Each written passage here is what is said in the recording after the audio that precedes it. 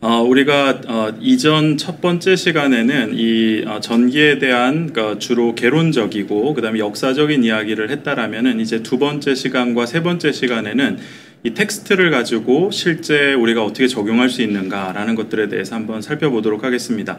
자, 우리가 방금 전에 했던 것이 주인공을 중심으로 본문을 해석해야 된다라는 것이었는데 그 첫 번째 본문으로서 1장 16절부터 20절 제자들을 부르시는 장면입니다. 시간이 있으면 사실 이 본문도 읽고 그리고 이렇게 보면 좋은데 좀 촉박한 시간이라서 본문은 따로 읽지 않도록 하겠습니다.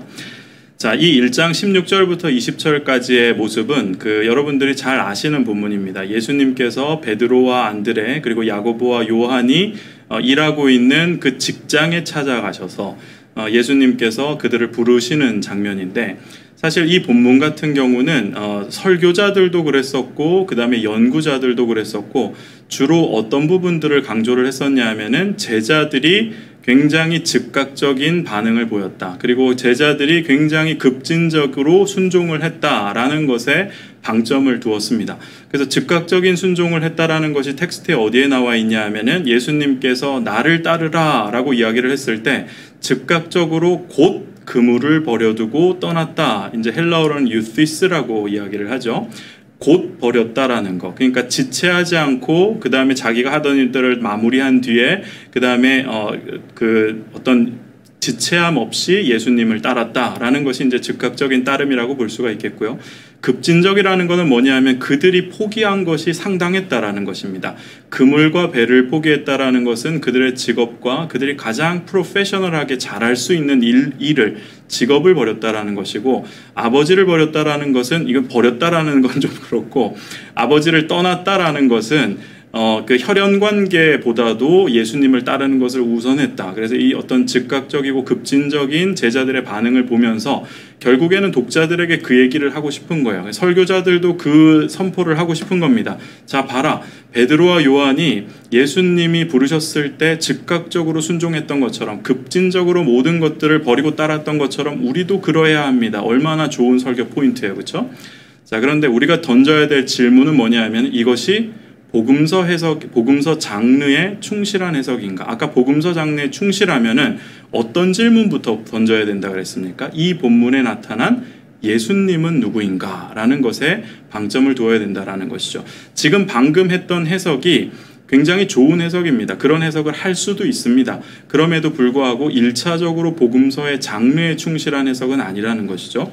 그렇다면은 복음서의 장르에 충실한 해석, 예수를 중심으로 이것을 해석한다라면 그 본문의 의미는 무엇일까?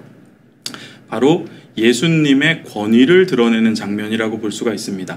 이 제자들이 처음 본 예수님이 생경한 예수님께서 초청을 했을 때 제자로 나를 따라오라 내가 너희로 사람을 낚는 어부가 되게 하리라 라는 이 초청을 했을 때 그토록 즉각적이고도 그토록 급진적인 반응을 보일 수 있었던 것은 예수님의 권위, 예수님의 그 후광, 아우라가 엄청났다라는 것을 이야기를 하고 있는 것입니다. 그리고 실제로 그 인전 문맥을 봤을 때에도 예수님의 권위라는 주제는 아주 중요한 키워드로 등장을 합니다. 그래서 1장 21절에 보시면은 예수님의 가르침의 권위가 있었다라고 이야기를 하고 1장 27절에 보면은 예수님께서 그 귀신을 쫓는 것을 보면서 그 권위 있는 모습에 사람들이 놀랐다라고 이야기를 하는 것입니다. 자, 그래서 인전 문맥과 비교를 해봤을 때에도 1장 16절과 20절의 first, 그러니까 첫 번째 메시지는 제자도에 관한 것이 아니라 예수님의 권위에 관한 것이다 라는 것입니다. 자, 이거는 어디랑 비교해봐도 잘 알 수 있냐면 유대교의 선생들과 그리고 그레코로만 선생들과의 비교를 해도 알 수 있는데 일단 유대교 시스템 안에서는 사제관계를 맺을 수 있는 게 일원화되어 있었습니다. 그러니까 선생님이 제자를 먼저 찾아가는 경우는 존재하지 않았어요. 그런 면에서 보자면 예수님께서 굉장히 파격적인 행동을 하신 거죠. 자, 그런데 그레코로만 선생들 같은 경우는 제자들을 찾아가서 제자들을 부르는 경우들이 왕왕 있었습니다.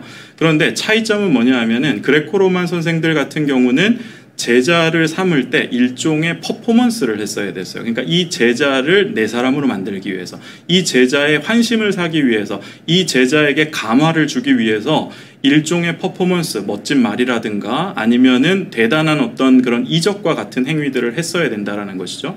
자, 그런 그레코로만 선생들에 비교하자면은 예수님의 초청은 굉장히 단촐합니다. 굉장히 건조해요.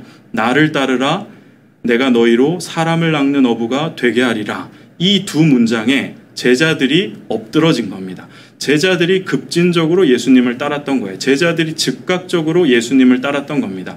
그것을 통해서 우리가 알 수 있는 것은 예수님이 그만큼 권위 있는 분이었다라는 것이 드러나는 것이고요. 또 다른 예수의 모습이 어떤 게 있을까? 17절 제가 방금 얘기했던 나를 따라오라, 내가 너희로 사람을 낚는 어부가 되게 할 것이다 라는 거에서 지금 예수님께서 나를 따르라 라고 이야기를 했거든요. 근데 구약을 살펴보면은 나를 따르라고 한 예언자는 전무했습니다. 아무도 없었어요. 그래서 그 예언자의 역할은 무엇이냐 하면은 그가 하는 행동과 말을 통해서 사람들이 하나님을 보게 하고 사람들이 하나님에게로 가게 하고 사람들이 하나님을 따르도록 만드는 것이 예언자의 임무이자 책무였던 것이죠.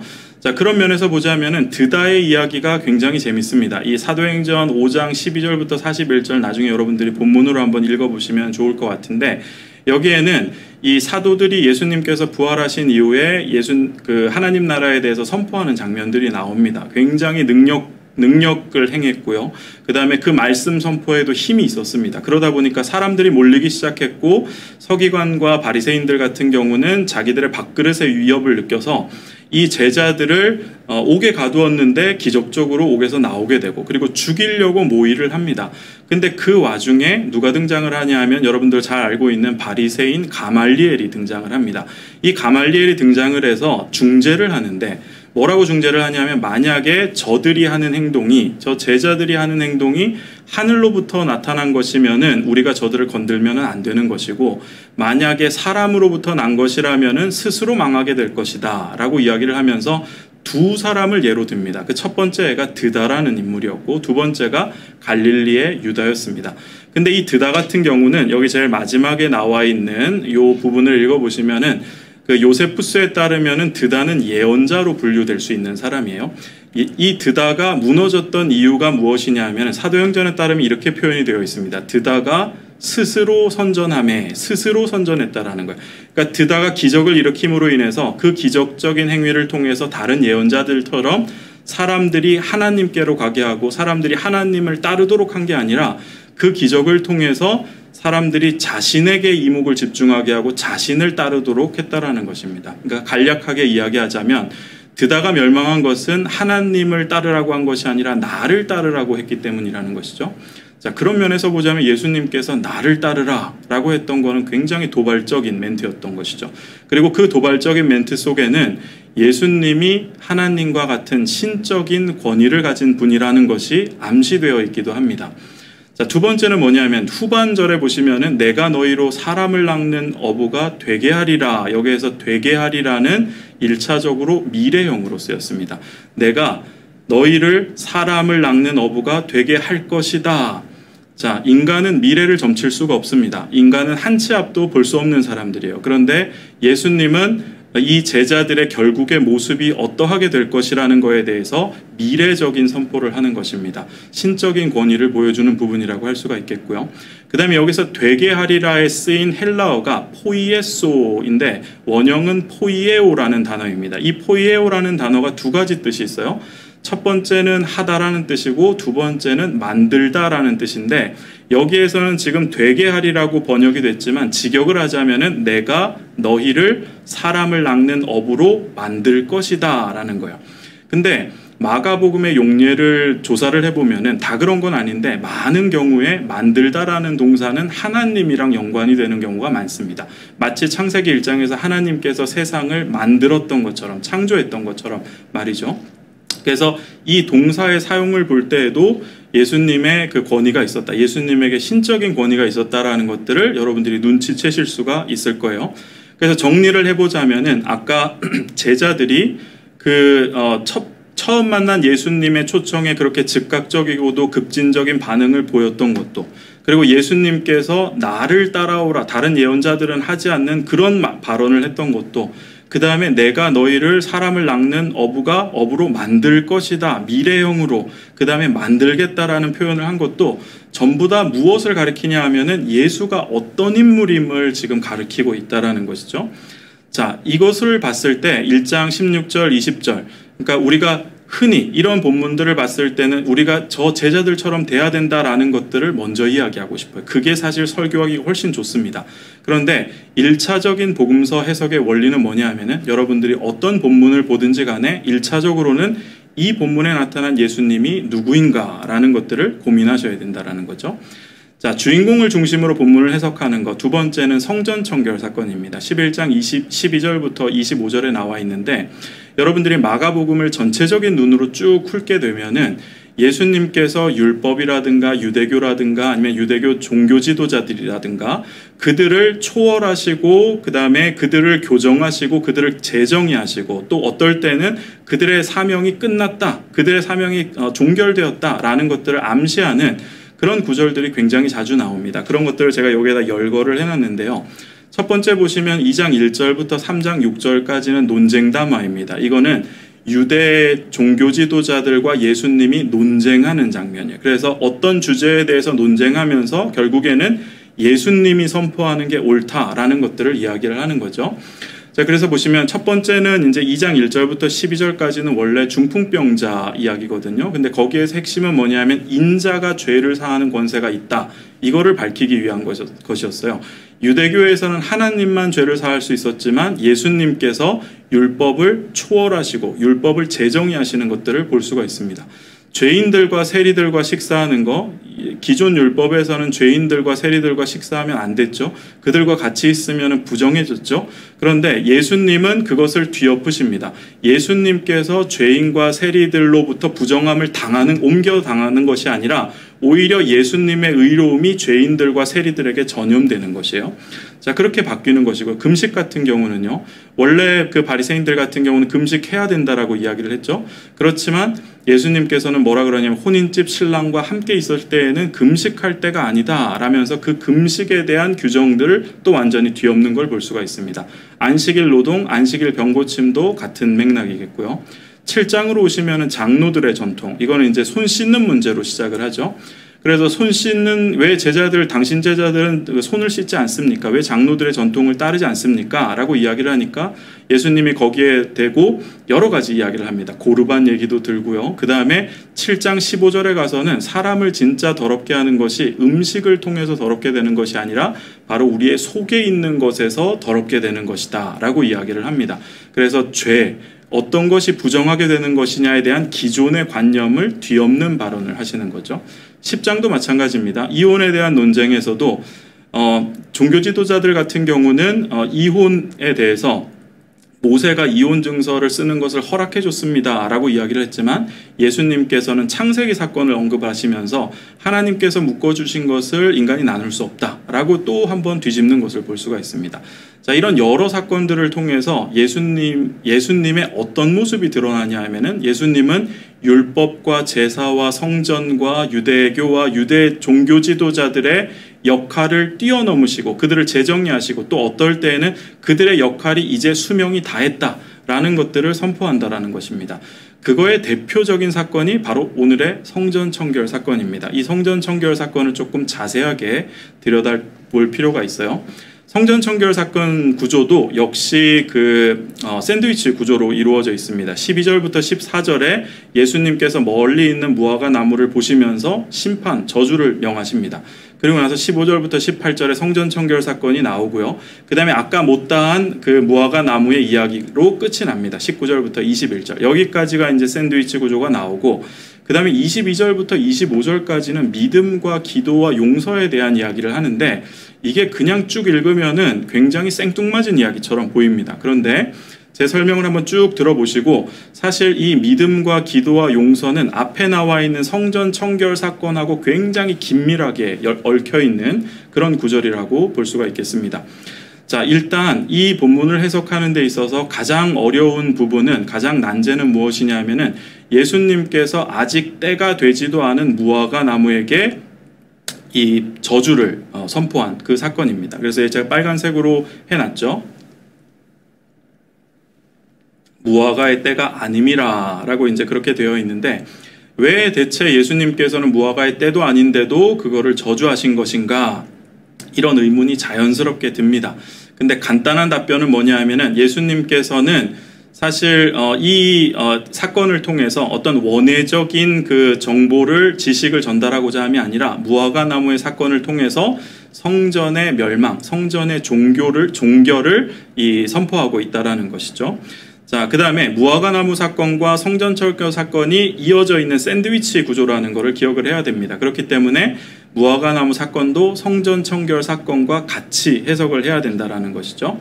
자, 그렇다면 21장 13절과 14절 방금 봤던 구절을 합리적으로 해석할 수 있는 게 두 가지 가능성이 있습니다. 첫 번째 가능성은 뭐냐 하면은 원예적인 지식의 도움을 조금 받아서 설명을 하면은 팔레스타인의 그 무화과 나무 같은 경우는 원래 그 열매가 가장 실하게 가장 풀한 상태로 열려지는 때가 언제였냐면 5월에서 10월 사이였습니다. 근데 지금 이 사건은 언제 일어나고 있냐 하면은 6월절 시기, 그러니까 원력으로 따지자면 3, 4월이었습니다. 그러니까 사실 그 당시에는 열매가 아주 실한 상태, 풍성한 상태는 아니지만 그때에도 이 설익은 열매들이 있는 경우가 종종 있었다는 거죠. 근데 예수님께서 멀리서 봤을 때 지금 무화과 나무가 잎이 풍성한 걸 보니까 저 정도면은 설익은 열매 정도도 있겠다라고 생각을 했는데 실제 가보니까 없는 걸 보고 겉만 번지르르한, 마치 성전이 겉만 번지르르하고 열매는 없는 그런 것으로 비유를 했다라는 것입니다. 두 번째 합리적 해석은 구약의 용례를 따르는 것인데요. 무화과 나무와 같은 식물들이 이스라엘이라든가 아니면 이스라엘 지도자를 칭하는 때가 많았습니다. 그렇다면은 무화과 나무가 멸망했던 것처럼 성전과 그리고 성전 지도자들, 유대교 지도자들도 멸망하게 될 것이다. 이렇게 이제 해석을 할 수가 있다라는 것이고요. 자, 그다음에 이제 오늘의 문제의 구절, 바로 성전 청결 사건입니다. 예수님께서 도대체 왜 성전 청결 사건을 행했는가? 예수님이 성전에 도대체 무슨 문제가 있었다고 생각을 했기 때문에 이 성전 청결 사건을 했는가? 그리고 이 난리법석을 통해서 예수님께서 궁극적으로 이야기하고 싶은 메시지가 무엇인가? 이런 것들을 우리가 규명할 필요가 있다는 것이죠. 자, 이 질문에 대해서 사실 여러 가지 견해들이 있습니다. 근데 한 4가지 정도로 추려볼 수가 있는데, 첫 번째 견해는 뭐냐 하면은 상인들이 폭리를 취했기 때문에 그것이 이제 문제였다라는 것이요.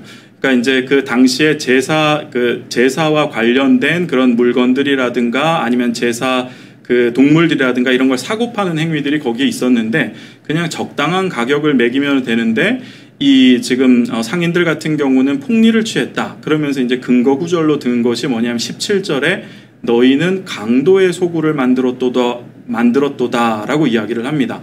그리고 실제 당시의 역사적인 것들을 조사를 해봤을 때에도 이 성전의 재정 업무를 관장하고 있던 대제사장들이 실제로 불법적인 이득을 취했던 정황들이 나타나고 있습니다. 그래서 예수님께서 이것에 분노한 것이 아니겠느냐.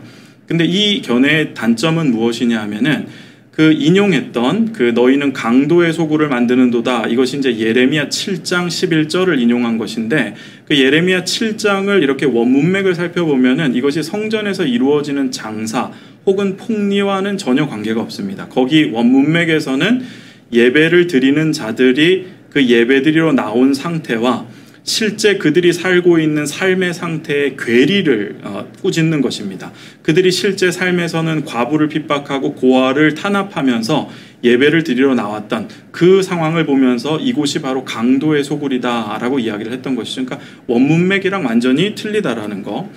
두 번째 견해는 뭐냐면요. 희생제물을 매매하고 환전하는 일이 원래 이방인의 뜰에서 이루어져 했습니다. 그런데 이방인의 뜰에서 이루어지지 않고 성전 건물 안으로 들어가서 그 안에서 이루어졌기 때문에 예수님께서 화내신 것이다. 그 근거로 드는 게 뭐냐 하면은 15절을 보시면 예수께서 성전에 들어가서 성전 안에서 매매하는 자들을 내쫓으시며, 굉장히 어색한 표현이죠.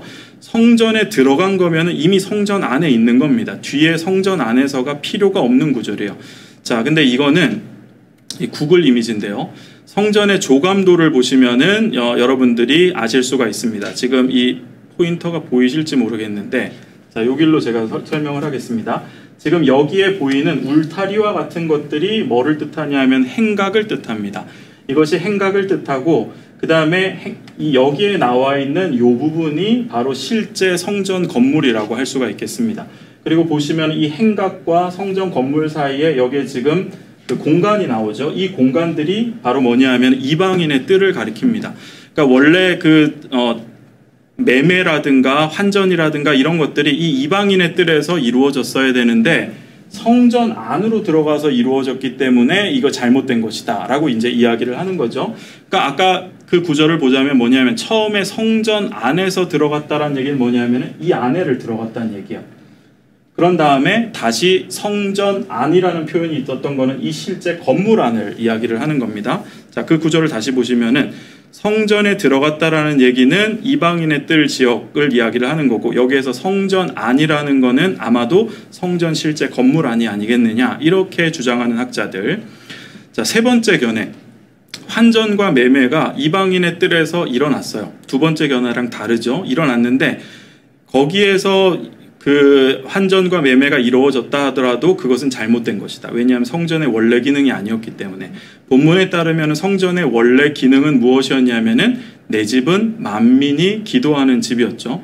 만약에 이방인의 뜰에는 이방인들이 들어올 수가 있었습니다. 거기에서 매매와 환전이 이루어졌다라면은 만민에 해당하는 이방인들은 기도할 곳을 찾지 못했겠죠. 그래서 예수님께서 분개하신 거라는 겁니다.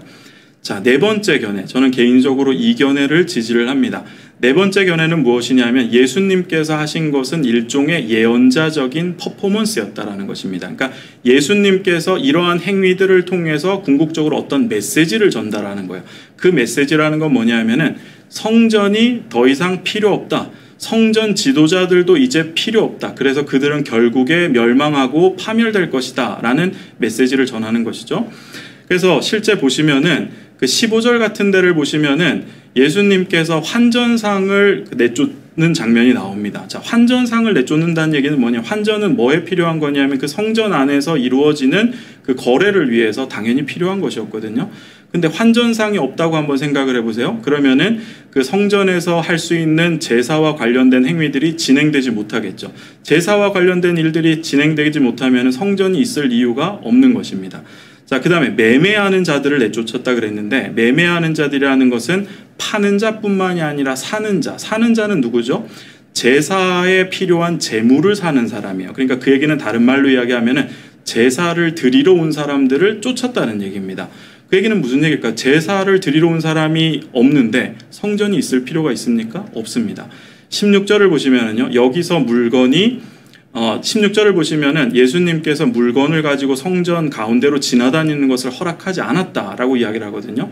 거기에서 이 물건이 무엇이냐에 대해서 학자들 간에 이제 갑론을박이 있는데 여기에서 물건을 제사를 진행하는 데 필요한 집기라고 이제 보는 학자들이 있습니다. 만약에 그렇다라면은 성전 집기들을 가지고 다니는 것을 허락하지 않았다라면은 제사가 이루어질 수 없겠죠. 고로 성전도 필요 없어지게 되는 것입니다. 자, 그 다음에 17절을 보시면은 만민이 기도하는 집이다. 이건 아까 나왔던 거죠. 이방인의 뜰에서 환전과 매매가 이루어진다라면은 성전의 본래 기능인 기도하는 것이 이루어질 수 없다. 기도하는 것이 이루어지지 않는다라면은 성전이 있을 이유가 있습니까? 없습니다. 17절을 보시면은요, 강도의 소굴이 나오는데 이 강도의 소굴이 예레미야 문맥에서 아까 제가 말씀드렸던 것처럼 예배자로서의 모습과 그들의 실제 삶의 모습의 괴리, 불일치를 꼬집는 표현이라 그랬습니다. 근데 실제로 마가복음 12장 후 문맥을 보시면은 이 종교 지도자들 성전의 일들을 하고 있는 사람들 중에 한 계층이었던 서기관들을 가리켜서 뭐라 그러냐면 과부의 가산을 삼키는 사람들이다라고 이야기를 하거든요. 그러니까 성전을 유지하고 있던 사람들이 예레미야에서 꼬집는 것처럼 그들의 예배자의 모습과 그리고 실제의 모습이 완전히 다르다라는 것 이렇게 표현해주고 있다라는 것입니다. 자, 18절을 보시면은요, 이 모든 사건들을 들은 이후에 대제사장들과 서기관들이 어떻게 반응을 보였느냐? 예수님을 죽이려고 했습니다. 왜 이들이 예수님을 죽이려고 했을까요? 그들의 밥그릇, 그리고 예수님의 그 행위가 예언자적인 퍼포먼스가 자신들을 겨냥하고 있다라는 것을 직감했던 것입니다. 그렇기 때문에 이런 것들을 봤을 때에도 성전과 성전 지도자들에 대한 그 파괴, 멸망을 이야기하고 있는 것이다 라는 것이고요. 그 다음에 이것은 성전 청결 사건을 앞뒤로 감싸고 있는 그 무화과나무 사건의 메시지랑도 아주 잘 어울립니다. 그렇죠? 무화과나무는 결국에 어떻게 되었습니까? 저주를 받았고 그 다음에 결국에는 말라버렸습니다. 그렇죠? 마찬가지로 성전 또한 저주를 받게 될 것이고 회파될 것이라는 것들을 이 샌드위치 구조를 통해서 또 한 번 보여주는 것입니다. 자, 그래서 이 견해사에 따르면 제가 이렇게 구구절절히 설명했던 견해사에 따르면은 성전 청결 사건 11장 12절부터 25절까지 나오는 이 성전 청결 사건은 사실은 성전을 예수님께서 깨끗하게 하시고 정화시키시고 청결시키신 다음에 거기에서 뭔가를 다시 해보겠다라는 게 아니라 성전 종결 사건을 의미한다는 것입니다. 성전은 이제 끝났다. 성전을 유지하고 있는 너희들도 끝났다. 이제 성전은 필요 없다. 바로 이 메시지를 가르치고 있는 것입니다. 자, 그리고 나서 이제 11장 19절부터 21절이 이제 그 샌드위치 구조의 A-에 해당하는 것이겠죠. 무화과 나무가 마른 것을 확인을 하고요. 그리고 나서 이제 11장 22절부터 25절이 아까 제가 이야기했던 믿음에 대해서 갑자기 이야기하고 기도에 대해서 이야기를 하고 용서에 대해서 이야기를 한단 말이죠. 이게 성전 청결 사건이랑 도대체 무슨 의미냐? 이 메시지가 서로 독립적인 것이냐, 서로 관계가 없는 것이냐, 아니면은 관련이 서로 있는 것이냐, 그렇다면 관련이 있다라면 어떻게 있느냐, 이런 질문들을 한번 던져봐야 된다는 것이죠. 근데 제가 말씀드리고 싶은 것은 성전 종결 사건과 11장 22절부터 25절에 나오는 믿음, 기도, 용서에 관한 메시지는 서로 굉장히 긴밀하게 연결이 되어 있다는 것입니다. 자, 어떻게 연결이 되어 있느냐? 성전 종결 사건에서 무엇을 의미했습니까? 성전은 이제 종결되었다. 성전은 이제 끝났다. 성전 지도자들도 끝났다. 예수님은 파괴의 메시지만을 선포하신 것이 아니라 재건의 메시지를 선포하십니다. 예수님께서 새로운 질서가 이제 도래할 것이다. 도입될 것이다. 라는 것들을 11장 22절부터 25절에 걸쳐서 이야기를 하고 있다는 것이죠. 22절에 처음에 뭐라고 하냐면 예수께서 그들에게 대답하여 이르시되 하나님을 믿으라.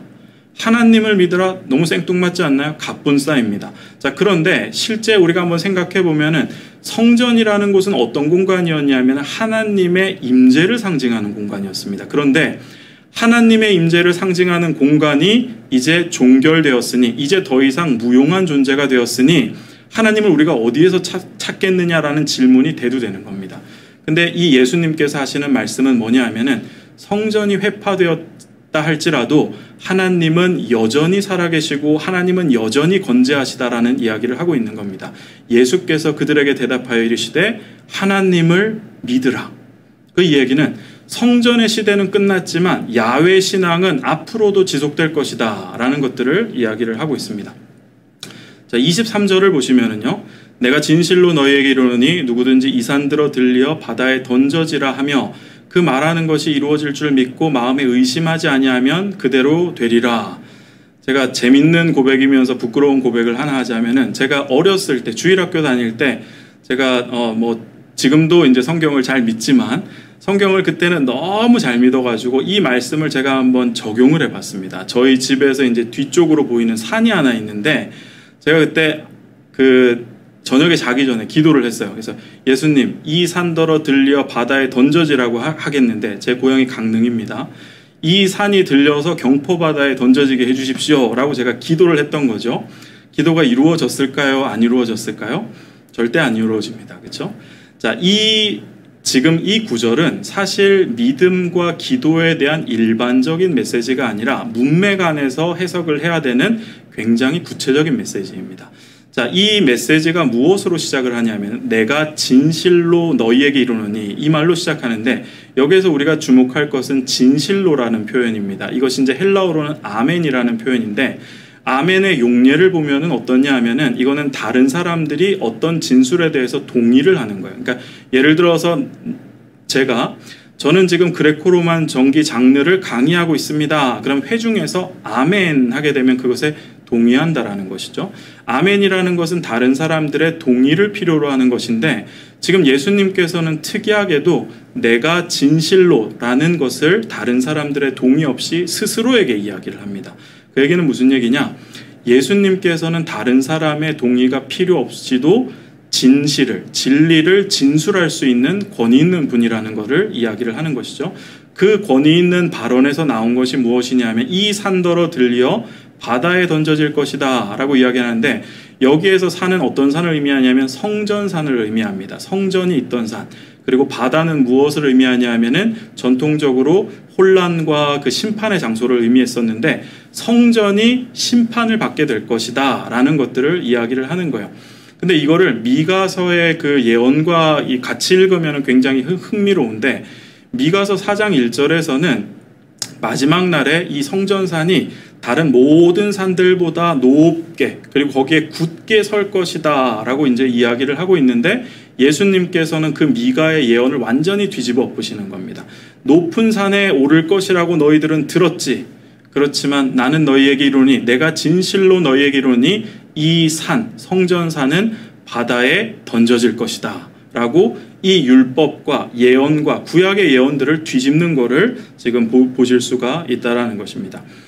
자, 그래서 이 23절의 내용은 제가 방금 말씀드렸던 것처럼 기도와 믿음에 대한 일반적인 메시지가 아니라 문맥 속에서 의미를 파악해야 되는 것인데 그렇다면 그 의미가 무엇이냐 하면은 옛 시대에는 구약의 예언을 믿었고 옛 시대에는 성전을 믿었지만 새 시대에는 그 예수님의 말씀, 예수님이라는 존재에 우리가 중요성을 부여해야 된다. 그리고 이 예수라는 것은 나중에 15장에도 나오지만 예수님께서 새로운 성전이라고 이제 그 지나가는 행인에 의해서 밝혀집니다. 그래서 사흘 만에 성전을 헐고 사흘 만에 짓는다는 자여 거기에서 성전이라는 건 사흘 만에 부활하시는 예수님을 가리키는 거란 말이죠.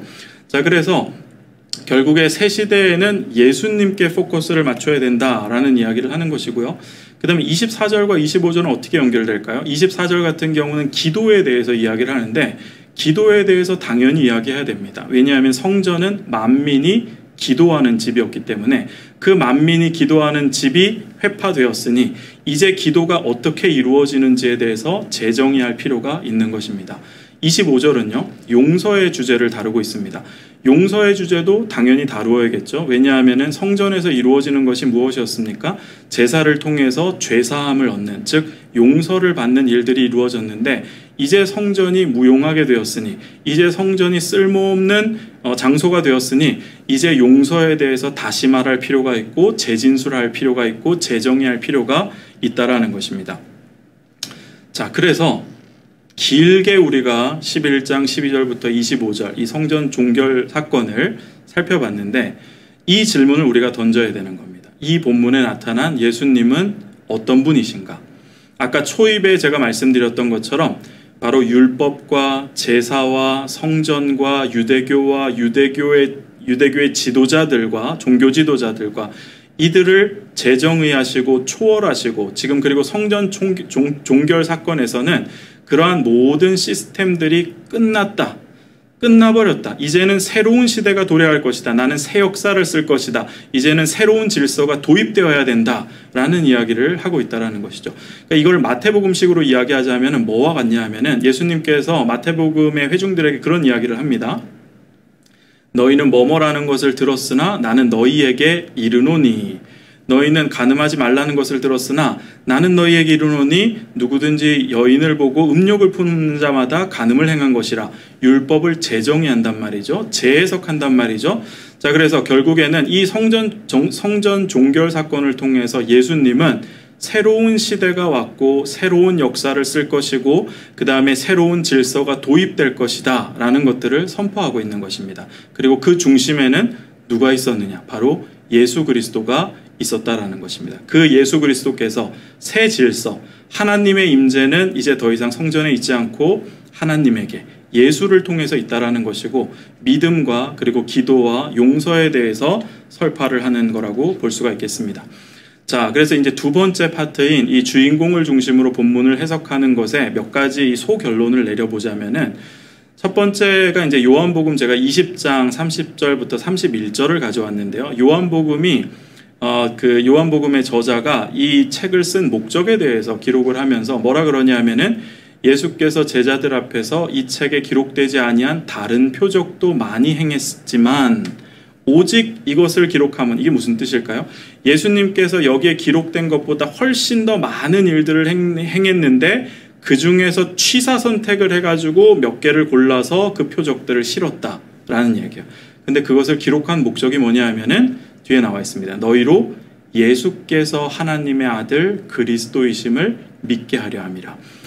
예수님이 누군가, 예수님이 하나님의 아들이고 예수님이 그리스도라는 것을 밝히기 위해서, 즉 요한복음이 전기 작가로서 주인공인 예수님이 누구신지를 밝히기 위해서, 그리고 그분을 독자들이 믿게 하기 위해서, 그래서 생명을 누리도록 썼다라는 것입니다. 그래서 지금 이 요한복음, 복음서의 저자, 다른 말로 하면 전기의 저자가 지금 그 목적을 서술할 때 누구를 예를 들고 있냐면 바로 예수라는 주인공을 예를 들고 있다라는 것입니다. 그래서 이 요한복음의 목적을 통해서도 우리가 알 수 있는 것처럼 주인공에 굉장히 포커스가 맞춰져 있다라는 것들을 여러분들이 보실 수가 있을 것 같습니다. 자, 두 번째 요거는 제가 이제 그 아카데믹 논문에 썼던 제 글입니다. 그거를 그냥 그대로 따왔는데 이거 읽어보시면 아마 여러분들 이해가 되실 거예요.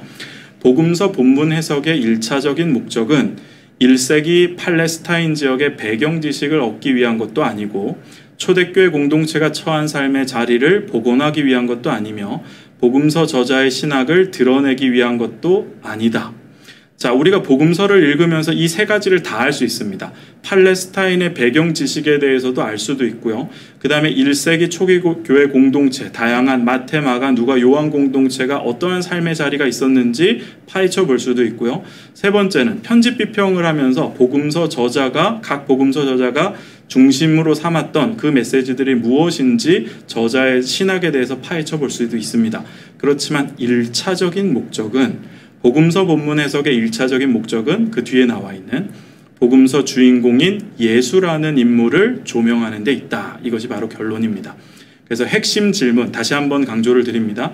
여러분들이 다른 그 장르들은 모르겠지만 최소한 복음서를 읽을 때에는 어떤 본문을 읽든지 간에 1차적으로 거기에 나타난 예수님이 어떤 분이신가, 예수님은 어떠한 말과 행동을 하고 있는가, 그리고 그 말과 행동을 통해서 우리를 어디로 끌고 가고 있는가라는 것들을 고민해 봐야 된다는 것입니다.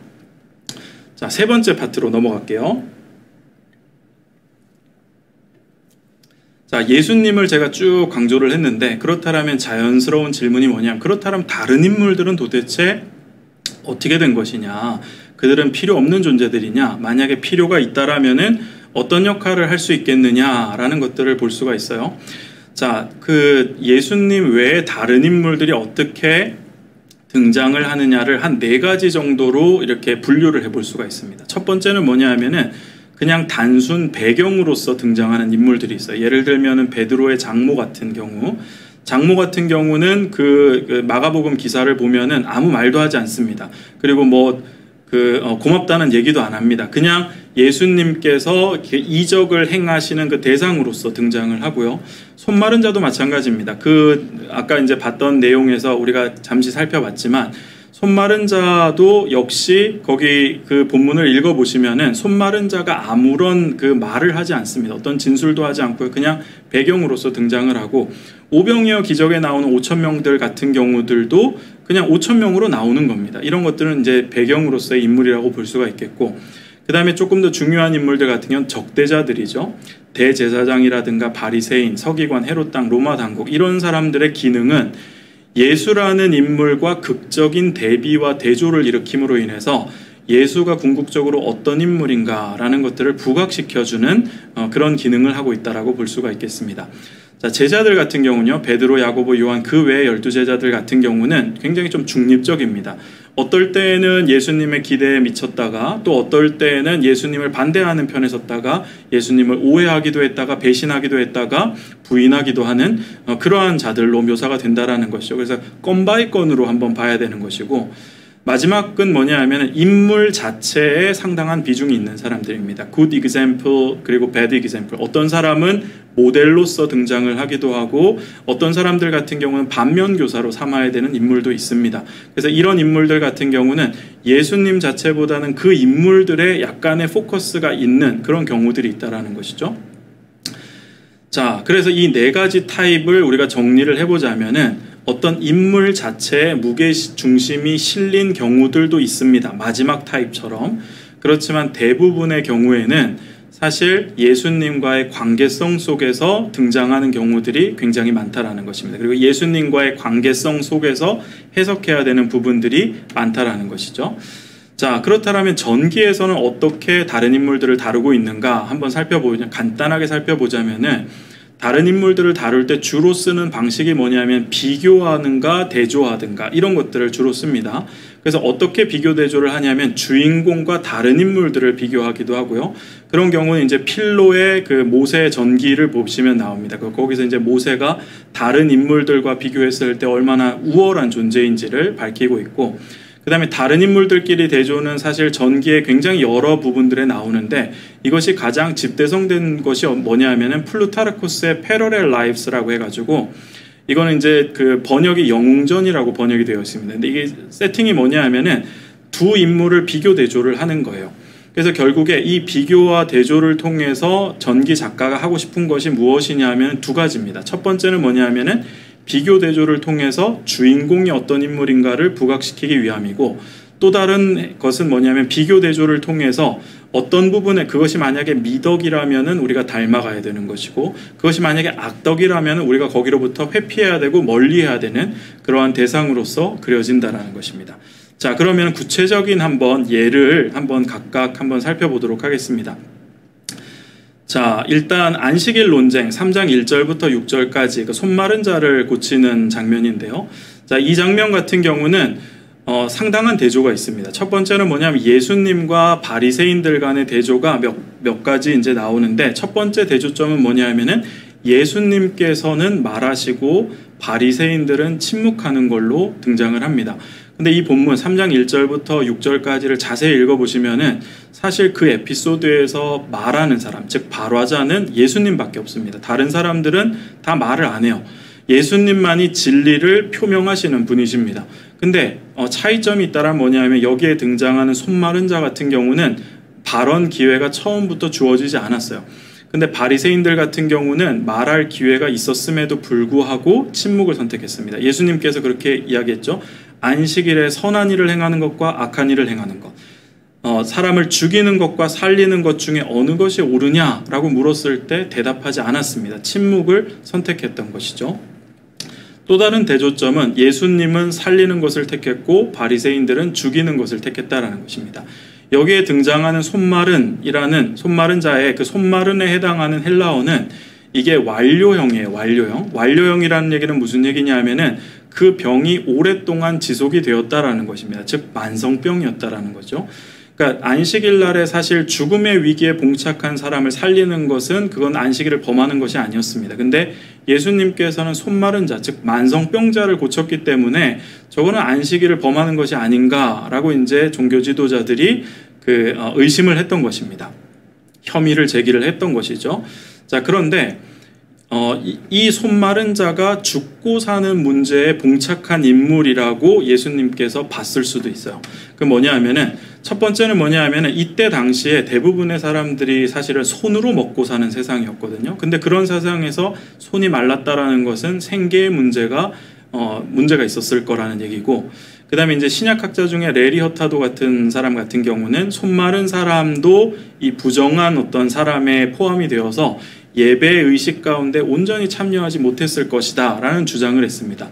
만약에 그렇다라면은 부정한 자 같은 경우는 어떻습니까? 경제적으로도 고립이 되었었고요. 경제적으로도 죽어있는 상태고, 그 다음에 사회적으로도 종교적으로도 죽어있는 상태로 판명이 난 사람입니다. 그런 사람을 예수님께서 살렸다라는 거죠. 그래서 예수님이 여기에서는 살리는 자로 등장을 하고, 바리새인들은 침묵을 함으로 인해서 그의 죽음을 그냥 방조했고, 그리고 3장 6절에 보시면은 이 바리새인들이 나가서 헤롯 당과 함께 예수님을 죽이려고 모의했다라는 표현이 나옵니다.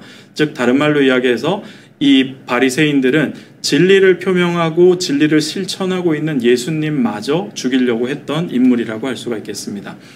자, 바다를 잠잠케 하는 사건이요. 바다를 잠잠케 하는 사건 같은 경우는 4장 35절부터 41절에 나와 있는데, 예수님께서 그 사역을 마치신 다음에 갈릴리 그 호수 저편으로 가자라고 하면서 이방인 선교를 떠나는 장면입니다.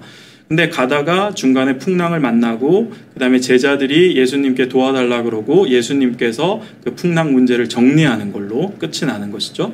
자, 근데 이 에피소드는 요나 이야기하고 상당히 유사합니다.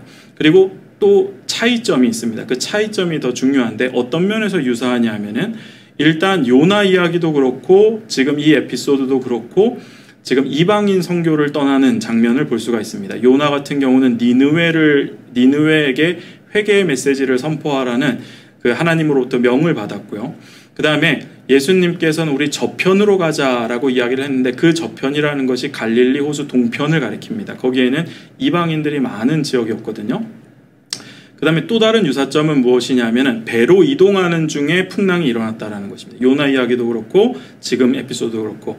그 다음에 둘 다 보면은 둘 다 잠에 빠져 있습니다. 요나도 잠에 빠졌고 예수님도 잠에 빠졌고요. 그 다음에 배에 탔던 그 사람들, 선원들과 그 다음에 예수님의 제자들이 똑같이 겁에 질린 것을 살펴볼 수가 있고요. 그 다음에 주인공이 결국에는 그 풍랑을 잠잠케 합니다. 근데 중요한 차이점이 있습니다. 이러한 차이점이 예수님이 어떠한 인물임을 부각시켜 주는 것이겠죠. 자, 어떠한 차이점이 있냐면, 첫 번째는 요나 같은 경우는 이방인 선교, 니느웨로 가라 했는데 어디로 갔습니까? 다시스로, 하나님의 뜻으로부터 도피하는 인물로 그려지는데, 예수님은 뭡니까? 우리가 저편으로 가자. 하나님의 이방인 선교를 성취하기 위해서 하나님의 뜻을 따라서 가는 모습을 보여주고 있고요. 그 다음에 요나 이야기에서는 선원들이 요나에게 나와서 요나가 이 문제를 해결할 거라고 생각을 하지 않았습니다. 하나님한테 좀 기도해봐라, 하나님에게 이 상황을 정리해달라고 구해봐라 라고 하나님이 고치실 수 있는 분으로 묘사가 된다라는 것이죠. 근데 바다를 잠잠케 하시는 이 마가복음의 텍스트에서는 제자들이 예수님에게 직접 요청을 합니다. 물론 제자들은 예수님이 고칠 거라고 상상을 하지 못했어요. 그렇지만 부지불식 간에 예수님에게 와서 하나님에게 하나님에게 기도해 주십시오라고 이야기하지 않고 예수님에게 직접 요청했다라는 것은 부지불식 간에 예수님이 그 신적인 예수님이 하나님과 같은 분임을 고백한 그런 행동이라고 볼 수가 있겠고요. 그 다음에 요나 이야기 같은 경우는 제비뽑기를 통해서 바다로 던져져서 결국에는 풍랑이 잔잔케 됐죠. 굉장히 수동적입니다. 그리고 피하다가 결국에는 더 이상 피할 곳이 없어서 이렇게 된 건데, 그 바다를 잠잠케 하는 현재 본문 같은 경우는 어떠냐 하면은 예수님의 명령을 통해서 이 풍랑이 잔잔케 되는 것들을 볼 수가 있습니다. 예수님이 주체로 등장하는 것들을 볼 수가 있습니다. 이렇게 비교 대조를 통해서 예수님이 어떤 분이신지가 드러나게 되는 것이고요. 자, 그 다음에 이제 오병이어의 기적입니다. 오병이어의 기적. 너무 잘하는 본문이죠, 우리가. 그렇죠? 이 오병이어의 기적까지만 하고 또 우리 한 10분 정도 쉬었다가 또 나머지 강의를 하도록 하겠습니다. 오병이어 기적 같은 경우는 뭐 우리가 너무 잘 아는데, 이거는 구약의 배경하고 연결시켜서 여러분들이 보시면은 또 새로운 점이 도출됩니다. 자, 이 오병이어 기적을 읽다 보면은 예수님께서 그 배고파하고 그 다음에 그 하나님의 그 메시지를 갈급해하는 그 사람들을 보면서 무슨 표현이 나왔냐면은 그들을 목자 없는 양같이 느꼈다라는 표현이 나옵니다. 그러면서 그들을 불쌍히 여기시고 그들의 육적인 필요와 영적인 필요를 채우는 걸로 끝이 나는 것이죠.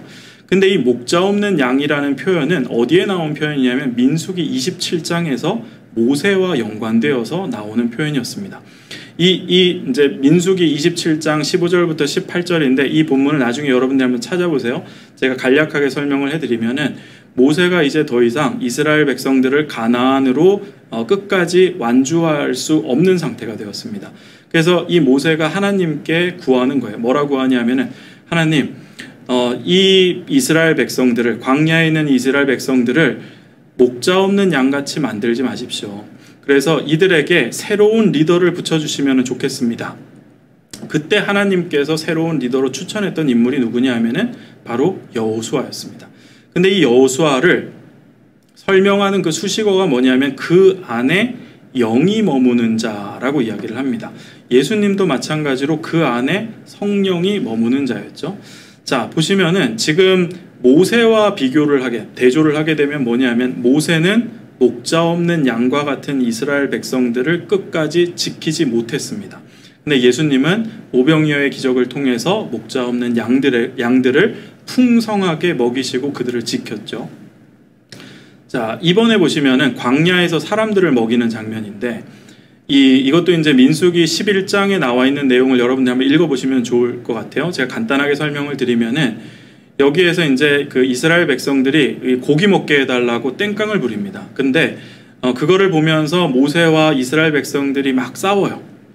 그리고 나서 모세 같은 경우는 어떻게 하냐면 하나님께서 뭐라 그러냐? 하나님께서 대책을 냅니다. 뭐라 그러냐면 이 이스라엘 백성들이 고기를 먹고 싶어 하니까 하루 이틀로는 안 되고 그냥 고기 냄새만 맡아도 질려버릴 정도로 내가 한 달 동안 먹여주겠다라고 이야기를 합니다.